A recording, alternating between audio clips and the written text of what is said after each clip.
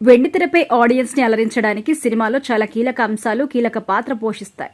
Elevations, fights, drama, emotion, అలాగే action, పాటలు పలు అంశాలు ముఖ్యమైనవి. వీటిలో దేనికదే చాలా కీలకం.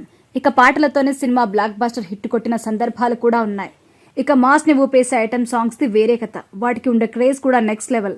ఐటెం సాంగ్స్ కి ఒకప్పుడు తెలుగు సినిమా చూసుకున్నా, హిందీ సినిమా తీసుకున్నా ఈ పాటల్లో యాక్ట్ చేయడానికి కొందరు ఆర్టిస్టులు ప్రత్యేకంగా ఉండేవారు. వారిని చూడ్డానికి కుర్రకారు థియేటర్లకు పోటెత్తేవారు. మన దగ్గర జయమాలిని, జ్యోతిలక్ష్మి, సిల్క్ స్మిత వంటి వారు ఐటెం సాంగ్స్ తోనే హీరోస్ ని మించిన స్టార్డమ్ సంపాదించుకున్నారు.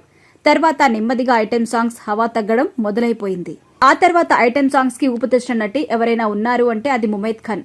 Tollywood dashing director Puri Jagannadh, super star Mahesh Babu combination లో వచ్చిన పోకిరిలో ఇప్పటికింకా నా వయసు నిండా 16 సాంగ్ తో మాస్ ని ఒక ఊపు ఊపేసింది. తిరునాళ్లు, జాతరలు, తీన్మార్ డాన్సుల్లో ఇప్పటికీ ఈ సాంగ్ ఉండాల్సిందే. ఈ సాంగ్ తర్వాత ముమైత్ పేరు మారిమోగిపోయింది.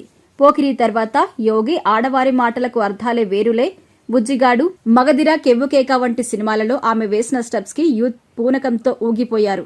ఇక ఇప్పుడు పలు సినిమాలో కీలక పాత్రలు పోషించి నటిగా కూడా మంచి మార్కులు కొట్టేశారు ముమైత్ ఖాన్. తెలుగుతో పాటు తమిళ, కన్నడ, హిందీ, బెంగాలీ, ఒడియా, డాకినీ భాషల్లో ఆమె పలు సినిమాల్లో నటించడంతో పాటు ఐటెం సాంగ్స్ కూడా చేశారు.